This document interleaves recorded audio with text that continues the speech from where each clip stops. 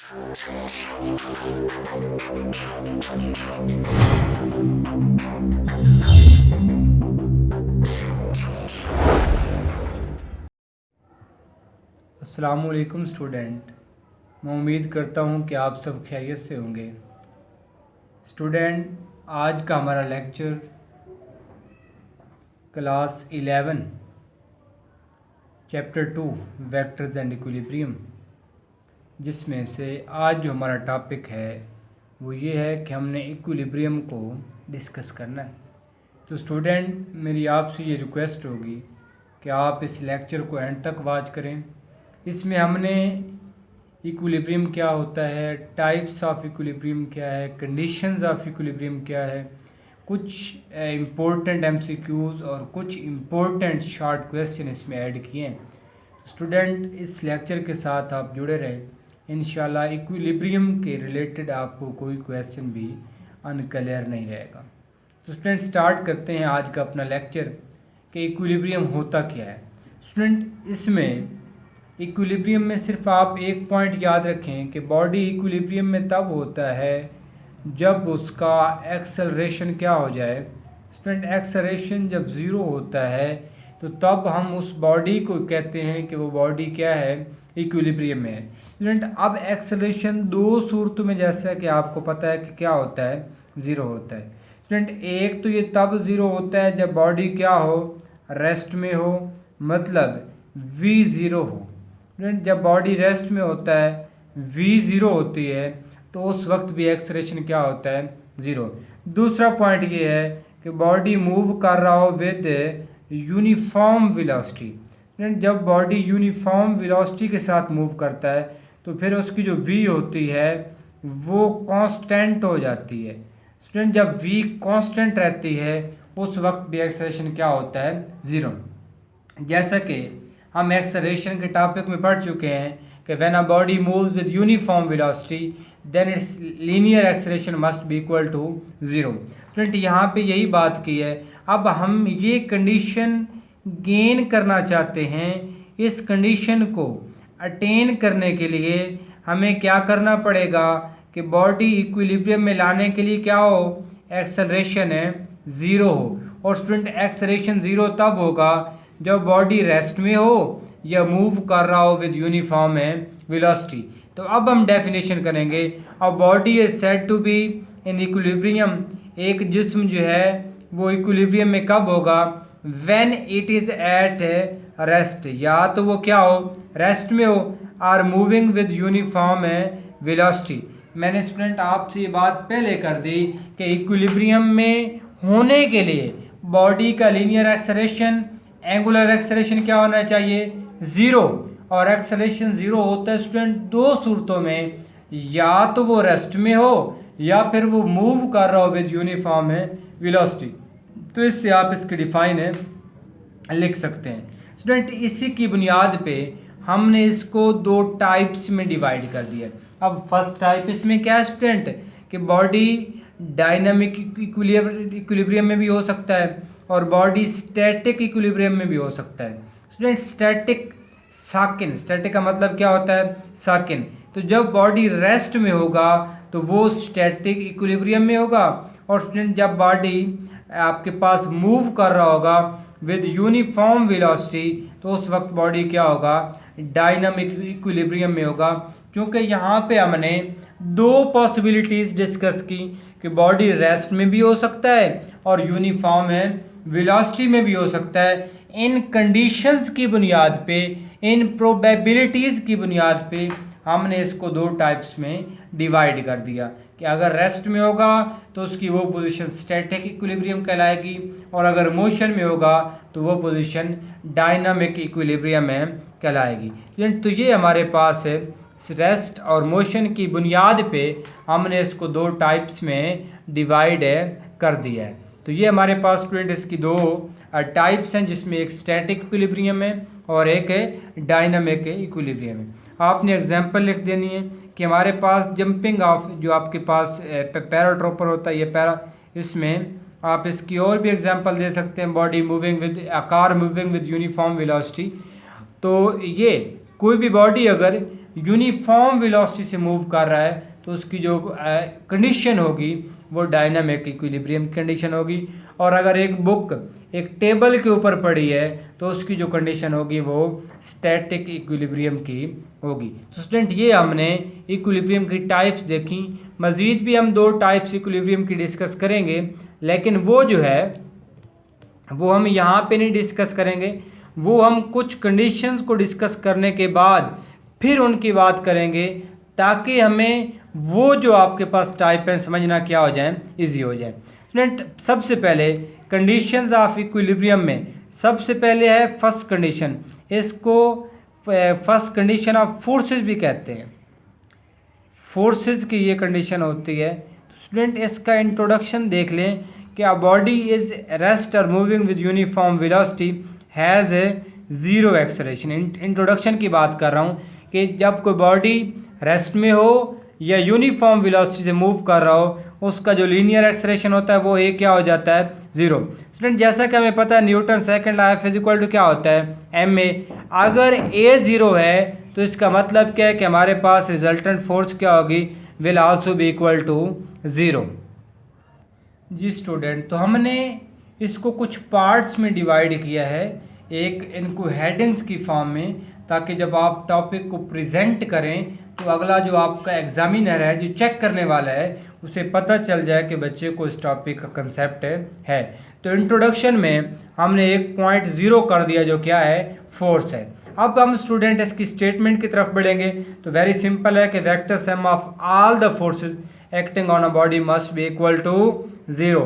तो हम इंट्रोडक्शन में ही इसको जो है फाइनल कर चुके हैं कि जितनी भी फोर्सेस का सम होगा वो क्या होगा, ज़ीरो के बराबर होगा। स्टूडेंट अगर आप इसको मैथमेटिकल देखें तो मैथमेटिकली स्टूडेंट ये क्या होगा, आपके पास अगर कोई बॉडी है और उस बॉडी के ऊपर n नंबर ऑफ फोर्सेस जो है वो एक्सर्ट हो रही हैं, तो उन तमाम फोर्सेस का जो सम है वो क्या होना चाहिए स्टूडेंट, ज़ीरो के बराबर होना चाहिए।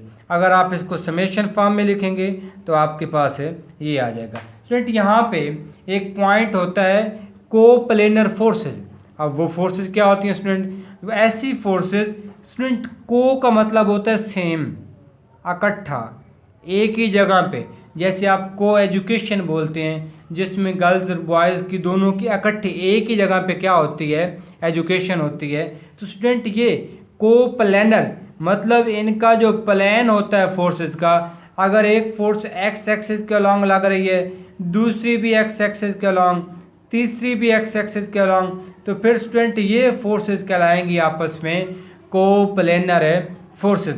तो स्टूडेंट जब हमने ये कहा फिर हम यहाँ पे कहेंगे कि sum of x component of all the forces acting on a body must be equal to zero, कि जितनी फोर्सेस है एक्स एक्सिस के अलॉन्ग लग रही है उनका सम भी क्या हो, ज़ीरो। तो समेशन एफ एक्स भी आपके पास है ज़ीरो हो जाएगा। अब अगर आप इसी को लेके आते हैं किसके लिए student, sum of y component of all the forces acting on a body also भी इक्वल टू ज़ीरो, तो आपके पास एफ वाई भी क्या हो जाएगा स्टूडेंट, समेशन में ज़ीरो के बराबर हो जाएगा। यहाँ पे 2 पॉइंट्स हैं, साइन कन्वेंशन है, आप यहाँ पे ये देख लें कि अगर body force right word exert हो रही है तो वो हम लेते हैं पॉजिटिव, और यहाँ पे थोड़ी तरतीब जो है वो रॉन्ग हो गई है, और अगर फोर्स लेफ्ट वर्ड लग रही हो तो वो हम लेते हैं नेगेटिव। इस तरह अगर फोर्स अपवर्ड लग रही हो तो हम पॉजिटिव लेते हैं, और अगर फोर्स डाउनवर्ड लग रही हो तो ये हम नेगेटिव लेते हैं। स्टूडेंट ये कन्वेंशन है,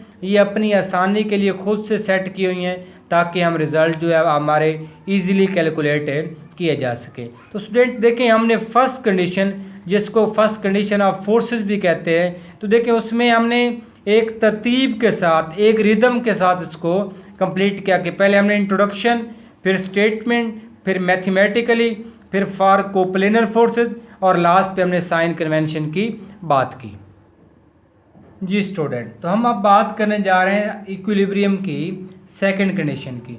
इसको सेकंड कंडीशन ऑफ टॉर्क्स भी कहते हैं। अब जैसा कि हमने स्टूडेंट आपको याद है कि हमने फर्स्ट कंडीशन में इंट्रोडक्शन की बात की, तो अब सेकंड कंडीशन पे भी हम क्या करेंगे, इंट्रोडक्शन की बात करेंगे।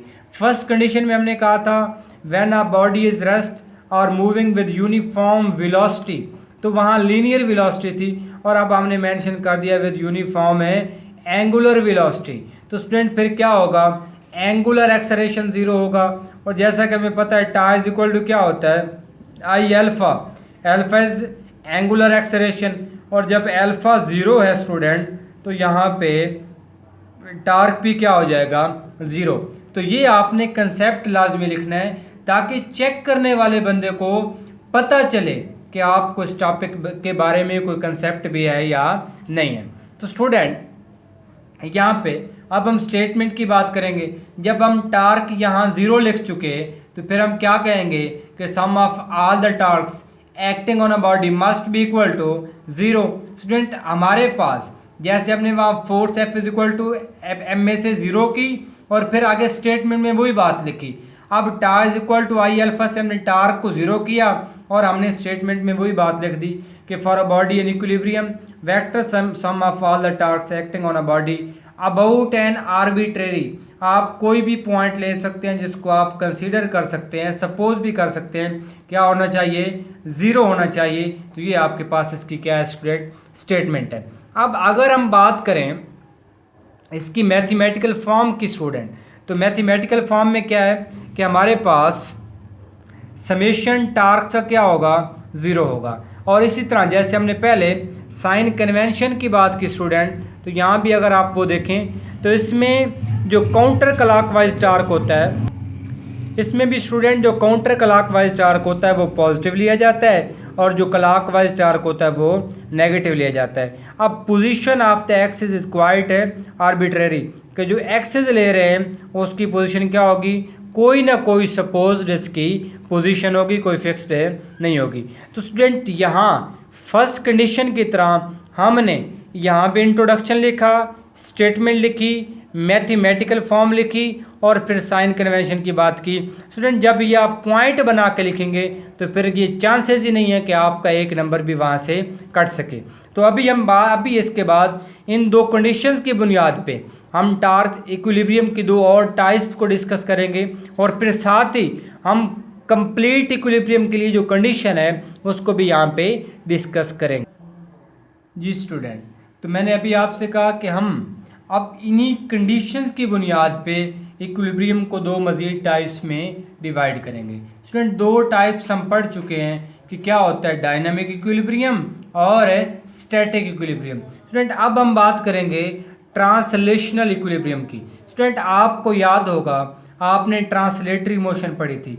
अब ट्रांसलेटरी मोशन क्या थी कि बॉडी जो है वो लाइन में भी मूव कर सकता है, सर्कुलर मोशन भी कर सकता है, रैंडम भी कर सकता है, बट वो किसी एक्सिस के अलॉन्ग नहीं होती, मीन रोटेटरी मोशन नहीं होती। तो इसका मतलब है लीनियर मोशन है।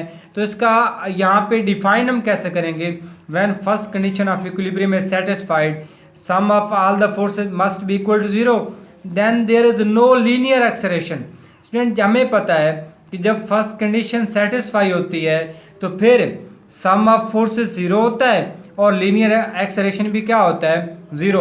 और इस सूरत में बॉडी जो है वो ट्रांसलेशनल इक्विलिब्रियम में होता है। तो आपने डेफिनेशन क्या लिखनी है, when first condition is satisfied then linear acceleration is equal to zero and body is said to be in translational equilibrium. Student इसी तरह अब हम ये लिखेंगे कि जब सेकंड कंडीशन सेटिस्फाई होगी आपके पास, जब क्या होगी सेकंड कंडीशन। स्टूडेंट अगर देखें रोटेशनल इक्विलिब्रियम, अब ये तो नाम से जाहिर है कि बॉडी क्या करेगा, अपने एक्सिस के अलॉन्ग रोटेट करेगा। हम सिंपली क्या लिखेंगे स्टूडेंट, सेम वर्डिंग है, सिर्फ आपने लीनियर की जगह एंगुलर लगा देना है, फोर्स की जगह टार्क लगा देना और आपने नई डेफिनेशन बना लेनी है। किसी किस्म की मुश्किल नहीं है। ऐसे नोट्स बनाने का ये मकसद हरगिज़ नहीं है कि हम स्टूडेंट को कोई रट्टा लगवा रहे, नहीं, हम स्टूडेंट में ये एबिलिटी ग्रो करना चाहते हैं कि स्टूडेंट को ये कंसेप्ट मिले कि हमने नोट्स कैसे बनाने, ताकि अगर वो टॉपिक को देखें, उनको कोई भी टॉपिक दिया जाए तो वो खुद ही क्या कर सकें, उसके नोट्स बना सकें। तो when second condition is satisfied sum of all the torques must be equal to zero then there is no angular acceleration, आपके पास वहाँ पे कोई एंगुलर एक्सेलरेशन अल्फा नहीं होगा, and body is said to be in rotational है equilibrium, body पे rotational equilibrium की हालत में होगा। स्टूडेंट ये मैंने आपसे शुरू में यह वादा किया था कि हम आपको कुछ शॉर्ट क्वेश्चन बताएंगे। तो स्टूडेंट यहाँ पे अब आपसे पूछा जा सकता है कि ऐसे, अभी आपको ये बताता हूँ, अभी एक क्वेश्चन हमारा रह गया है। स्टूडेंट ये आपसे शॉर्ट क्वेश्चन में पूछा जा सकता है कि कंप्लीट इक्विलिब्रियम की कंडीशन क्या है। तो आप क्या लिखेंगे स्टूडेंट कि बॉडी जो है वो कंप्लीट इक्विलिब्रियम में तब होगा जब दोनों कंडीशन क्या होंगी, सेटिस्फाई होंगी। इसका मतलब है ना तो उसमें लीनियर एक्सेलरेशन हो और ना ही उसमें एंगुलर एक्सेलरेशन हो, तो तब बॉडी जो है वो क्या होगा स्टूडेंट, कंप्लीट इक्विलिब्रियम में होगा।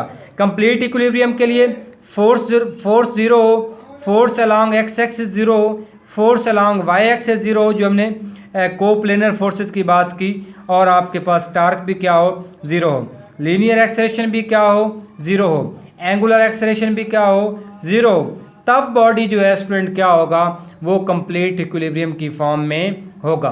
तो स्टूडेंट ये था आज का हमारा लेक्चर। अब आपसे शॉर्ट क्वेश्चन में कंप्लीट इक्विलिब्रियम की कंडीशन पूछी जा सकती है। स्टूडेंट आपसे ये पूछ सकता है कि differentiate between static and dynamic equilibrium. आपसे स्टूडेंट ये पूछ सकता है differentiate between translational and rotational equilibrium. Student आपसे ये पूछ सकता है कंडीशन ऑफ फोर्सेस क्या है, कंडीशन ऑफ टार्क्स क्या है। तो स्टूडेंट ये छोटे छोटे पॉइंट, और बॉडी जो है इक्विलिब्रियम में कब होता है, जब एक्सेलरेशन जीरो हो, एक्सेलरेशन कब जीरो हो सकता है। स्टूडेंट ये कुछ पॉइंट्स थे जो हमने नोट्स की फॉर्म में आप तक डिलीवर करने की कोशिश की। मैं उम्मीद करता हूँ कि मैं ये आपको समझा पाया होऊंगा और आपने इस लेक्चर को एंजॉय किया होगा।